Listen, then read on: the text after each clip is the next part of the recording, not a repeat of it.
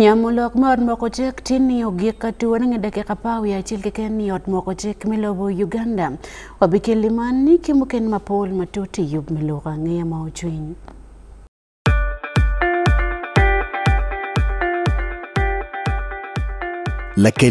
At least the one thing for now we can all agree on is the soap to use. He likes that it's big and lasts long. Anti-economy. I like that it keeps my skin smooth. Ate alina echovu. And the children like that. It smells amazing. Everyone is happy. Movit soap comes in 4 fantastic flavors. Movit family soap is truly soap for the whole family. Movit. All day confidence.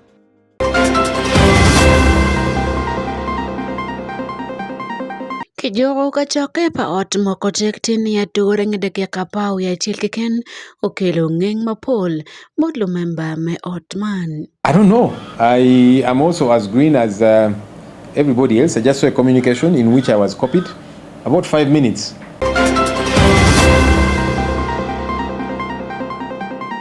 President Yoweri Museveni watiki emori lokom makayup madit man ateke cultural festival.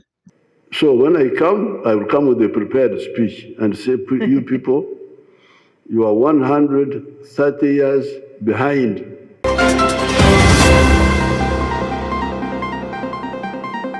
Kadong pero malim tibalo matekwe de padakta maditi actually man Dr. Alice Veronica Lamwaga ikomkatiki yeri magitiyo kwere ite kwaro. Gumi ni wachene mekonywa memeda nyinkingo ki kwedo kweri kumyate yoni. Amori matek tini ne piru angwen midremia biro mwaga ali bere piru angwen ni yup milo kangi mochwinye kan ki Wan Luo television bino kombeti ania Sunday akomo.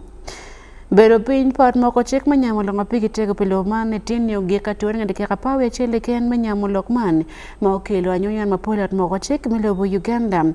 Karibet kumano MP tu karkilok ni mono igipeyo mikomket magitele kuri at moko chek milobo Uganda. Atira nekin karni enim. Wahar gamla dot moko chek milobo Uganda man right honorable Anetanita Mongo choye bot clerk to parliament Adolf Message. Chema ni mono at moko chek ubera lawarak nyamulok mekan bero pekni ho ni pierdek medremia bire mwagaman Itiario manyan kagadiwchen kanyamulok mkan mapigi tego pilwak mamako lokom lobo Uganda kan. Tachochwa kat makochek Fred Kajubi uberkalupo kolokman en Kelly report mamege. Lumemba mapol meot mokochek tini wigunyu ena dok igipo beruyum. Igarmike joka choke man atura. Olang ma okok miluo dani ortika choke okok chawa boro. Ento la chen guno ngeti chimching gini mon ka choke man gidero bedwe chabit manyen. Gina po yo machungi matwal. Atela papoisyon at makochek man Joel Senyonyi. Awain ni mono en bene yo ongoke dako makodew chalawe ngok guok no pe niyang ni loko beberu kuman. Pe bene niyang telo ka ngo. Mwaki geong ka choke man doka turani. I don't know. I am also as green as everybody else. I just saw a communication in which I was copied. About 5 minutes to the start of plenary. A communication came through. The clerk saying he had gotten a directive from the speaker to call off the house until next week on Tuesday, 30th. I said, but what exactly is going on? We have been in a lengthy recess. We were called back to come and discuss matters to do the country and the people of Uganda. We had just one sitting yesterday, and then you're calling off the house. No reason is given. It leaves a lot of room for suspicion and people raising eyebrows unnecessarily. I think a reason should have been given so that it's understandable, because it's not normal. MPs kunyoro kede magiti kwere kilok ni mono pegero motero lok mapira takwe gin mo me aboa lok peging miyo ngeti kete no kita miyo nagemike ngedi yo mopori gin jumado magiti lumok chik pilobo Uganda. Inira matin wabini art me moko chek wek wakil pero mati ye dulo mapapat an ipa de district ke winyu log mati kono we koma chel we koma rio ki councillors me sub county foot peguno cholge we inira matin malok ininatia kilone me chilone iflo me parliament bot speaker cha biro kinuchu mati bot speaker no kimokani loki ana bu kero e parliament ni ramatian ma donye parliament dok wonena waraga ma ki choy ni parliament dok ki ko bedo ne wayni de piradek ko di jimi ko ti matia temme ma ki lago ni me beri parlamento azan wen madano miro ni tia balu tichwa malua ko giti ki ko ni gen gi miro duan go winye ento duan gi winye parlamenta ken a lego ni en speaker magiti atelwa gunen kin magiti okere pe ni yor wekti yutine wek luak bene gunon kon magimiro gunon Dano mapole kinot mako chik manogo o kono ko worke kin kaber magiti yemi akibolo bolkui kila mapige tego ma nyama ko en mon igi peyom pingolo bedo ping pot mako chik kichario tia dektini tini ni wano bino i parliament me bino le yutam kita me kara disho timo kere me achel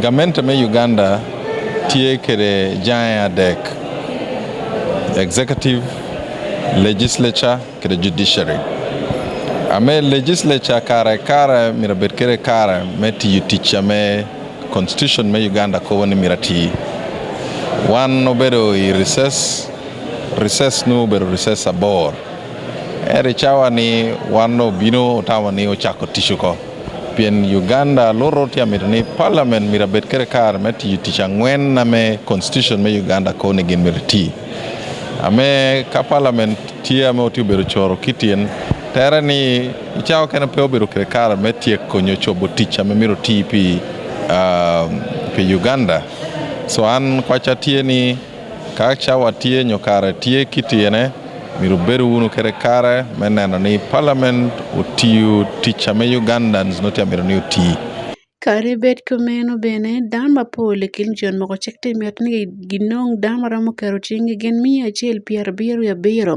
me kwanyo wako commissioners angwen met mako cheku makudongi dok ngara chel ken mamio doket chi weko rom dan mia chel pier biero mitni ka wek lokman ki yada ti diamata yot mako chek melobo Uganda.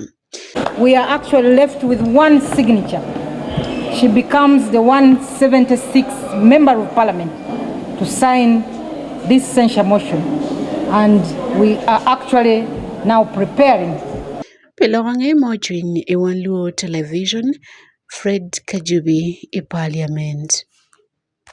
Karipet ni mono President Yoweri Museveni futpe ya miyo lim ma eno cheke pire man chiling billion na dekto na biro metike kwet gidung bene pimo yeri wa pat makargen miya ngwen kuli ya juli Dr. Alice Veronica Lamwaga putika mede nyimki kwet dikibichi mwerien mapigi tego utero chango tuo mapole kindano mailobo man Professor Dr. Lamwaga wane mono kawono chono kimi chente mano bokone matak metimo kwet madon maikitika mene ngecheke maikati kwere dwe miya biro imwaga alibere piru chele karma entikatimo kwero yat katika yat makilon mono COVID is one mono eno katika ile picha ngoto coronavirus mapore Uganda karmeno la fony madit gul university no wani mon katika metolim dak merki non kono kon mamege wakeneni ke mi boten tente metitimo kwet kikomyar ma pat mayan bukata kwede wako maramugen mia dek makonto pat madanti kwede iloboman eno logo matut bot Dennis Ojwe kigankwane Gulo University.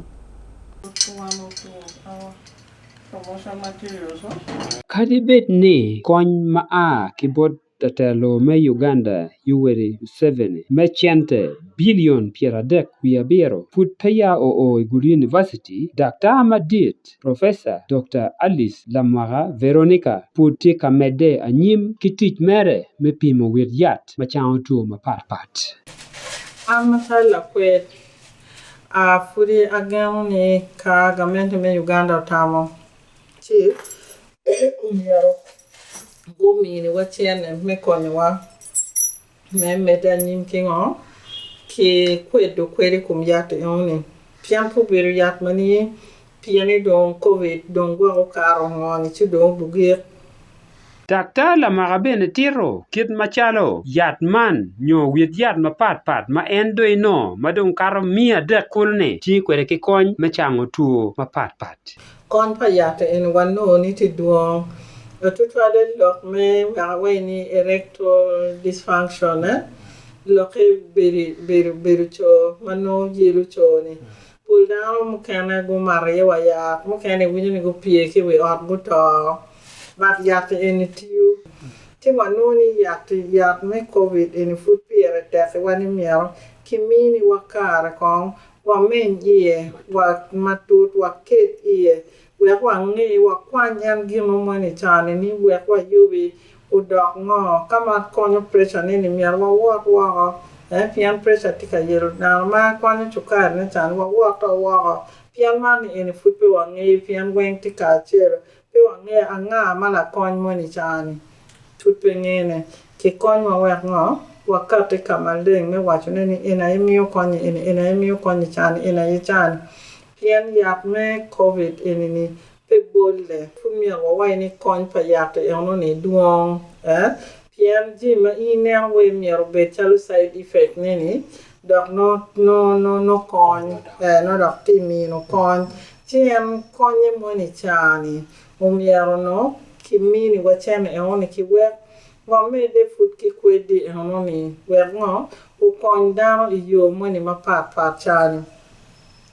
jemu kenti chalo tu sukare ki pressure ki bir ka wani ni mo jomu tu covid mu kene pressure ma ho ki tu sukare biano chi kino beni yata eni mo dong nung mer mi jemi chalo kira wa fa chani malu data edo no ni gini no tese gini no ruenyo itimo ya niko amaro ya moni karibet ne komeno dakta la maga chike ne endong yele mere with yat ma pat ma endo ipimo ben dong tie makaro kine mia angwen waho ma dong tika meto kony ma diet were kipim ki igang pimo yen ma pat ma don ma tibi lobo weke mokni with yat mene Mathieu Pitua ngo dok chao tua ngo pe Wan Luo TV Dennis Ojue igang kwan Megulu University Igulu City Dano magudu chen keching adui LRA kumalame Uganda mafudni krata linko mgen tim yote kon mataki bod government me Uganda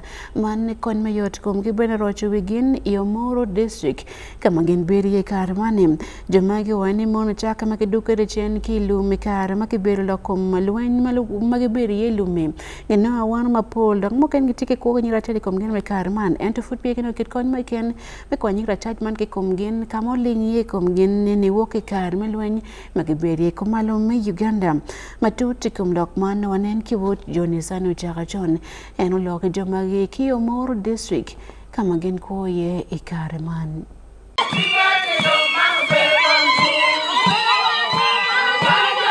Dano magitika kwoki recharge maguno ikare maguberi lum iteloj pa dwi LRA magiti Yomoro gukok ni omier ki konygi ikid me yoro kom Amos okelo koro ochaya won kompa chano roma wo affected group machi hima village te got Paris ya Kiri sub county Yomoro district wajo ni luake tiki chan malita mamiero kony wekwo gibene obed mabe lego ni ka koron konyo go ben unyo kado miwa pego kado miwa diang me fugini unyo konyo wa yeni wan eni kado gor at fudu puru so jomni konyo wa kede fu me adek utikero tino wa mogo wachani chulo kwano logi ko mogo ti university niro wari university chene do pe mogo miro wari senior kero wadong pe dono tu kwa ni katwere konywa nyu chulle wa tino wani we gindi ma dog leo kakawa cheno ngoni goro pe ko ko tino wani ma dek do no ma ngwano no ta kwa ni katwere kin wakan tikere jo mi roria mogo richa tikomge mogo tikere wono ba ko di mega ne ta an gnu pe do no atia mi tikere ko tera ken dong mer ni ene edo warwa kan tiere kan pa tawni mier ko kongi Kidmena chello Carolina Kao meguma ko iteo lua Yomoro district ukokni iwor yo malit ma weko kum kareni idogo goro chimiero kony me odjat wekwone obed mabe chalo dana mo keneni ana bina ya diku shoni boy aduite ngala ke kana no wono wa terete ngina de kom kara me dong nora pura nywan nye te don chak ndongo gori kana te tere or yata tafa ate wot pisi koma ate don duogo bino don tuoye posi mano na me don kom kar me gino timo kod gini koma ate don bedo ate nywala tina chiel ya don kadi kom kar don ya do shek ada nywala tin ya amuna kan du te poko ko e piera ka min nyone te donyo ka me ora don nywala don te gi ko kosa ame ati kere goro to twale ya kere piera to twale don piera ti kere goro ya ta me no ka twere yeno ka ngon nen ka yora be yen den chal pa bina chao tu ma be Pol dar magi kok ni kwogi ti kamarach, pien gi neno chala nyim gi dong pere ka chega mente kilumi kony pe okati ka laro gi kit ma Charles Ronald okot tiro. An kor na tia text, na kor na tia text, bisa TV ya. Anu red chocolate apa, kanyen ki chil, si ma chile, Mario bare ni chil to. Ma bacon kanyen chil. Ma ngwen ni chil kanyen, ma biti chil ya ma. Ma beer ni chil di. Chor sai ko tul le wa wa pe neno ping. Wa tu lo ka bang re me kan. Go na ti parang wa pu parang tim ngi no ara kan. Kai duwe kiti na bera bera we. Go na ti attack kan. Ti kan attack. Wa we pe neno ping bo wa tu lo ka bang re me kan. Neno ka cha wo kirin. Ka ngi ka chung na na ka por ko pe. Donga me te ko konya. Parang pu pe parang tim ngi no ara. Ti cha me bera bera kan. Ino awanu ni wa ka mere. Ani maka beer kidilum maka beer de dan dilum de ber maka par beach ate dugum banong te ber pa joro da maka pa Stella Anjul Nanam ngad matiu ki jo maguno awon padwi ete dulgi War Victims and Children Networking Uganda olegoni Johnny Mira konya piu yot jo wagu du ko mu du ling eto pego fotie madwo dano matiki nyikre chaji komgi atamne wunu neno nyikre chaji foti komgi mukene ti igi mukene ti wigi mukene ti wetiendi mabigiron wa fu koti mateka deda ikin pachika ede lutino gi pode wengi tigan tia don duru bot dano mapampat dule mapapat gamete me Uganda United Nation ukonywa ubin ukony victims Magitie in northern Uganda. Actually sub-region dong tima raj dong loyo. Dan matiki jikre chaji kowe petiki ker mechero kafu. Inoni no griemo. Nyaga mudugu gang no dugu lo tena beach. Penge wakaganga wigi lo tena ge. Kadong chokiri Ronald Chono la kansila mea beach mea Kidi sub-county uterne gament mea moro tika tute ke yupa miri neno ni luak me te der guno kony me rocho kwoge iyo duchu la bon pora ko mngad mo. Wangeo ni John ni magitika kwokiri church gitie community ma megwa mo bieno machala duki melweny mo beri kumalo mi Uganda. Gina chel ma wan watame yo mabe ma waramo chako ki konyo ki jone na machel.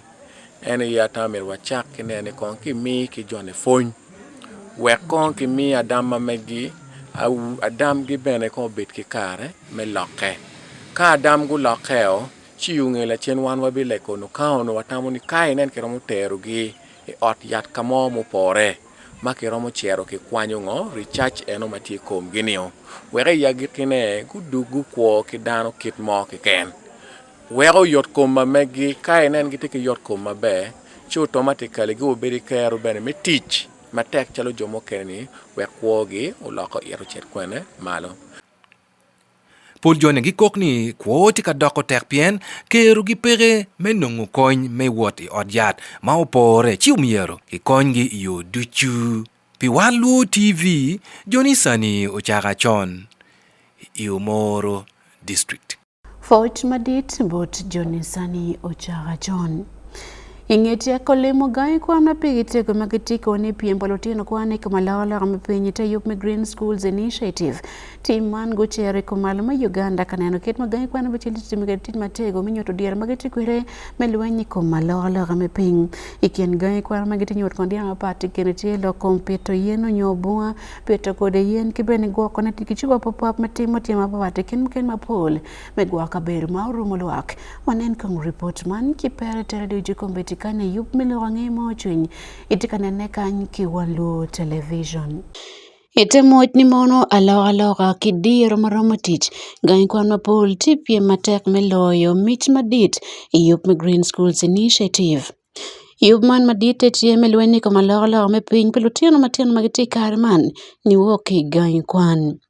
Ikomalo me Uganda kilimo gai kwana bichelo berie Onono Memorial College, Wayo Court Memorial College, Lao College, Komboni College, Agwingiri Girls Secondary School, Kidonga Lemere Secondary School. Kilimo meni yang dier metikati kwere meluenyi kamalala omepiny ikamagenti yeni.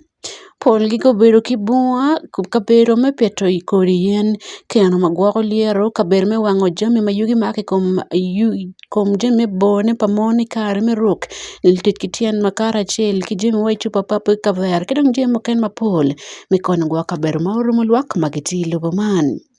Magi ayuber lok palotino kwan kilo fonye ipiem magiti yeni. Jomo ber kangi kono ket mayobo ber kwede mwaraman guneno dier pagay kwa chichel ka ben gulo matut ikongo magineno. We have found learners to be very enthusiastic. Some are coming up with prototypes of making, for instance, dustbins that have sensors in them, such that when I approach it, it's able to detect and it opens automatically. And many of us know what happened during COVID. You know, when you touch a dustbin, you could pick up some infections and so forth. And these are learners who are thinking of things to do. What have we done? We have provided a platform as Vision Group. We've gotten support from the Swedish Embassy, funding for this particular project.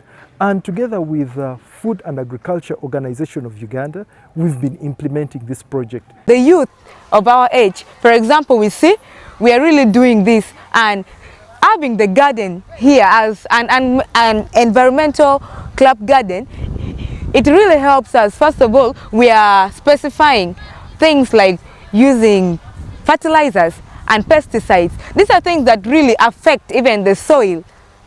In what way? First of all, it lowers the value of the soil in many ways. And if we use this manure, you find that frequently or season after season, we will still have plants or crops in the garden. And this will really help us in many ways to sustain our environment and the land we have. There is lack of sensitization, of which we know sensitization comes at a cost.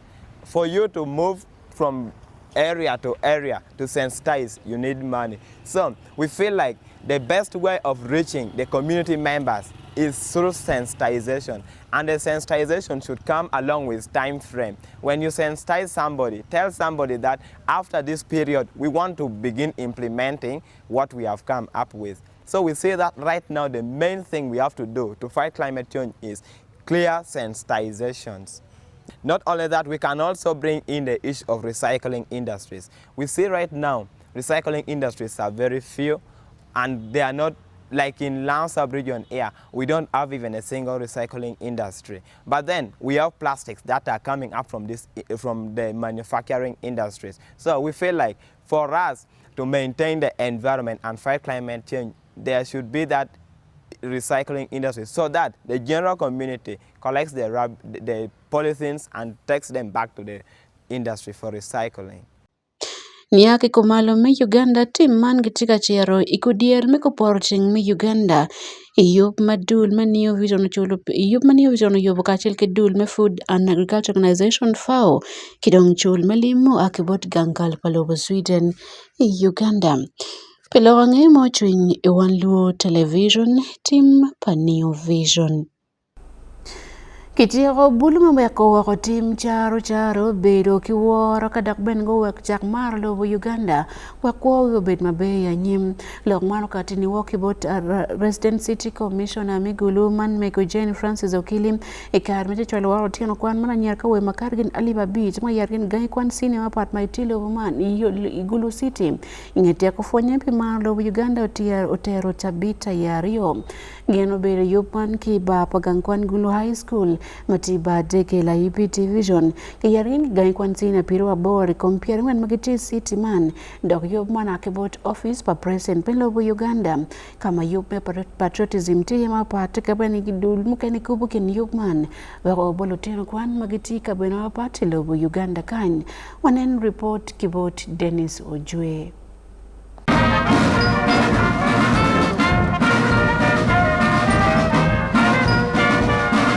Depan komando.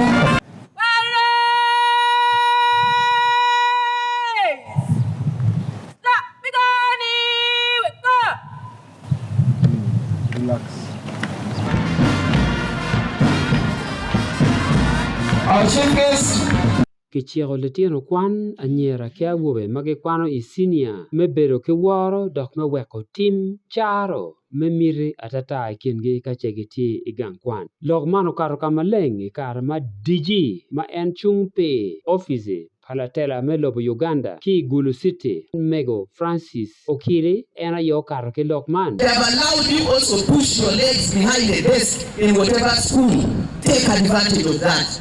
No, you will only take the hero. Don't waste any minute. Men must to love.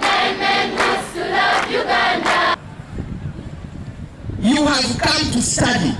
You have not come to shake your bam for the boys.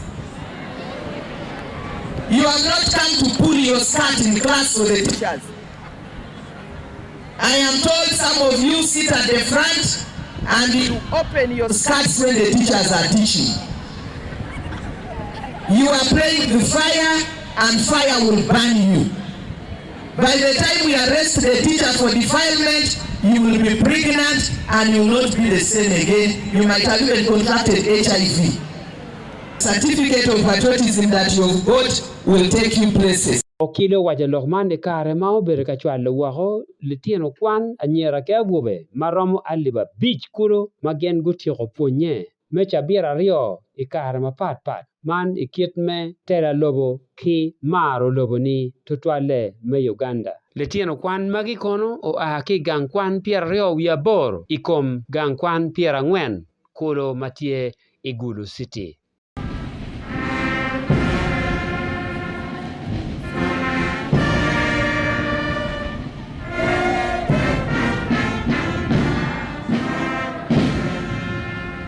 Wan Luo TV, Dennis Ojwe, Igulu City.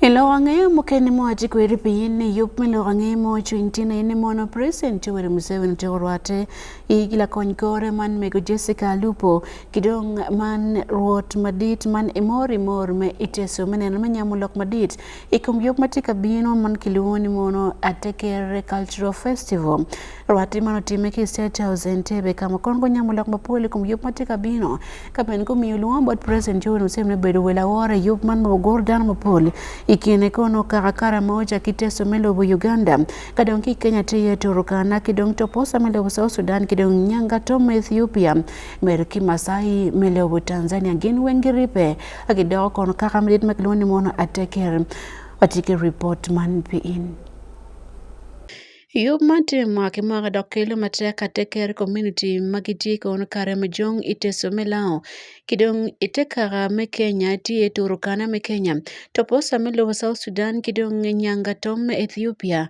merki Masai melobo Tanzania Halupo beno miyongech bot president ni maone wanka chako butime Soroti Sports Ground dago bero inena dek inde piari we abiyar mekani inde piru bungwen mi jemia pao ya chel imwagaman. Ikara matiga mloke ni President Yoweri Museveni wane pere teko chwal ni mono ateker mirgunge ni mono eni tiki chwak madit kum gin dok pene ka chikaro romo eno moko beno bedo time bedo wela wora yupni enim. Eno wani mon merga tiki kare mane nene luako berga kuka tuchu kwena meripe kedong tika chil kidolo mekelo aloga ikindano. Papa Sunday emoloti kar matiga loko foya matek President Yoweri Museveni pemiyo kar mamigamente me kar mani memiyo chwak maditi kum don pake kwaro wapat magitie ene lobo man. Kitung chele yup kono me kweme mwagaman me ateker festival kono mabirti ya Roma malo dok babir kinyamo dok madit lokom kuch bir kachil ki yu kiti kachil ben me bera gonya kiripe wek wato betie me kelo don lobo kibene tiyo lim matek ikin kake magitiite ateker. Ekachoke man bene Minister Pijenda Labor ki Social Development Honorable Betty Amoyo Berutiye Kachundu Apollo Ethiopia Uganda man His Excellency Etsenget Bezabith Yimeno Berutiye MPs Mai Karamuda Kidong Teso Bengo Berutiye Duju Kibeno Tele Mokene Madon Ike Kwaro Mekaramoja Kachel ki Iteso Peloga Ngemo Chwiny Wan Luo Television Anya Sunday Akumo. There is the Ateker festival, which takes place once a year, either in Kenya, South Sudan, Ethiopia, or Uganda. So, Your Excellency, the cultural festival, according to Her Excellency the Ambassador of Ethiopia, has been endorsed to be hosted by Uganda this year in November.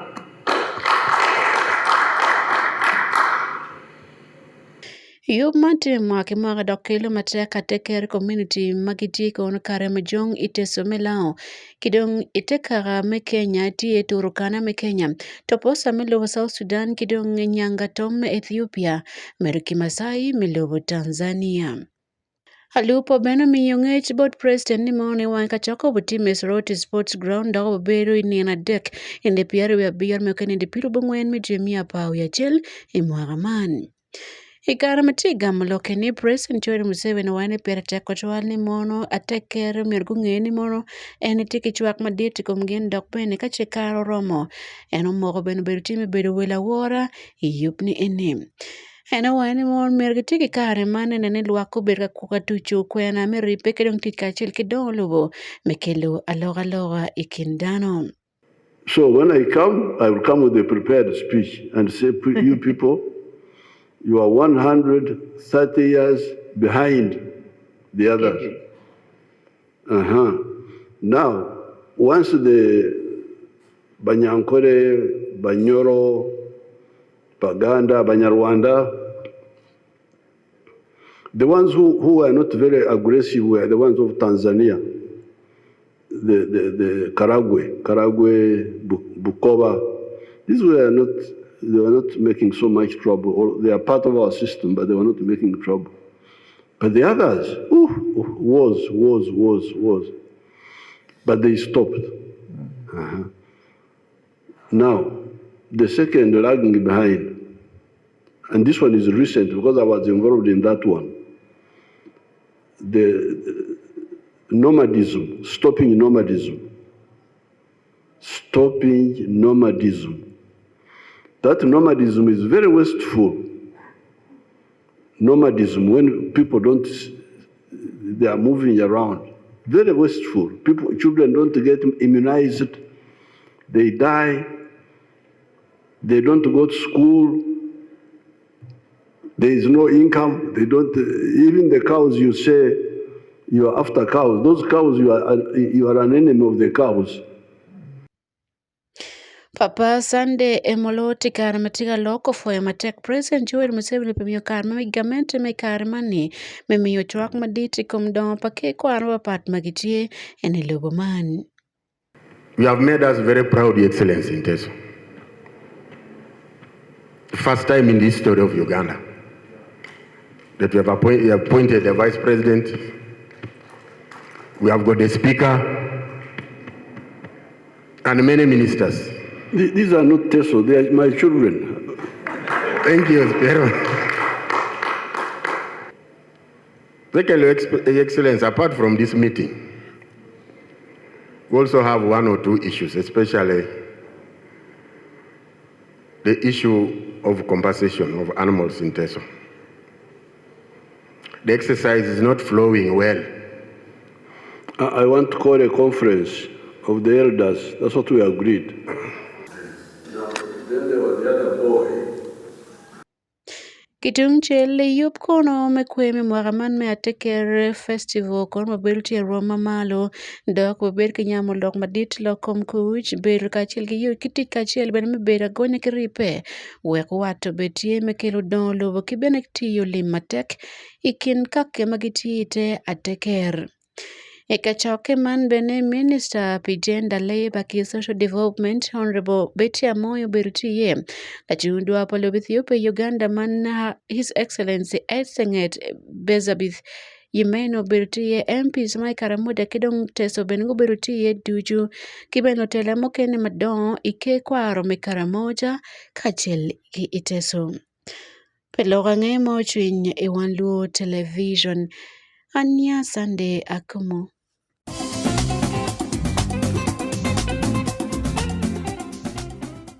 Ilong'ang'ia biashara furu chama kikae pikar malati konyo lweny matek kuom chan kidong kechi loba chuli ngamente okero biekli mechiling bilion 170 mekonyo fu wilo jeme kiero pi poro pi mwagali manyen eni alibre piru angwen alibre piru abit ento man nyorni mon lufu mapol kagi mero chente man men kuchul chente ulto borma manok laki piti wil mechiling milion ario ni kwere chiling milion aboro ente te yubman gamente chulu kono bure madite percent piara biru ya bit kalufu gichulu percent piru ya bit ya kunong kono ker mekiro piporo we kufu manokonye tie marom kila lako mabe fu machalo biashara.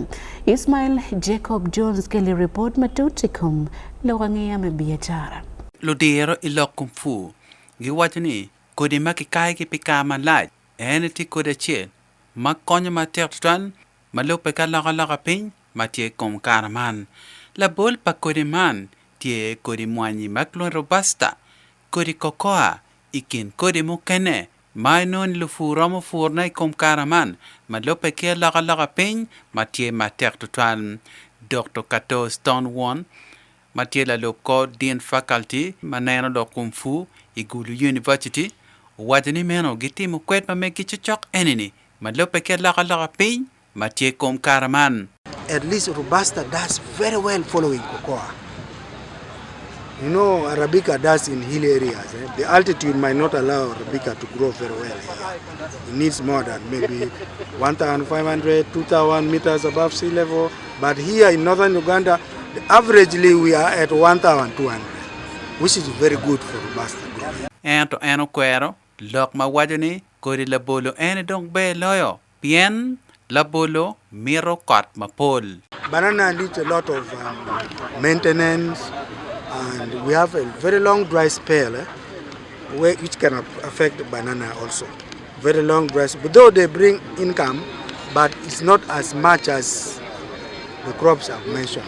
Ento malope ki itlok mo akibot dulme National Banana Research Program man musasi fahadi wajani meno kodi la bolo romu perma betran kerwai kar mainoni kot petie kachwe. Northern Uganda is dry. How will the bananas survive? Eh? Yes, bananas are surviving in Acholi. We know from experience that starting from November to around March, it's a dry period in northern Uganda, where I was told that even farmers stop working during those periods. Kachenen ki per la bolma be maki karulumi tere kon kiton vumo idiere poro meno tiko bero mere man ngi pikar malat kere wai kar me orom malo pekilok mala diti kati kwede. A simple hole of like 1 meter by 1 meter, then deep 1 foot down. you are able to harvest enough water that can help your plants go through that period. Of course, it is not the plant won't be looking as it is looking during the rainy season, but it is there and it is surviving. All these plants have been here for years. How have they been surviving? A banana, actually, it is one of the climate smart crops. Kere betni kodi man petwo kere kot uri kichwe kodi megi bene be tutal be kelo chente I ching lufu malope kilok ma akibot Dr. Kenneth Omona matien minister matiri peko malome Uganda. Need some perennial cash crop. That is a secured source of income. We have been consulting, and it has now been confirmed to us. It has now been confirmed to us that coffee, cashew nuts, cocoa, macadamia, these crops grow and grow well here in northern Uganda. Koko men laka ping, tie ka yelo lufu, I vot ka ben mapat me lobo Uganda, I kara manok mo kar ngej dak penegamente, tie ka temu tote mapol, pe joko peroman, pe Wan Luo TV, Igulu City, and Ismail Jacob Jones. Afoyana na report kibot Ismail Okelwa yageki pi yup milorangi mo chinyitin iyup mo karbotin kan ki Wan Luo television ania Sunday akumu.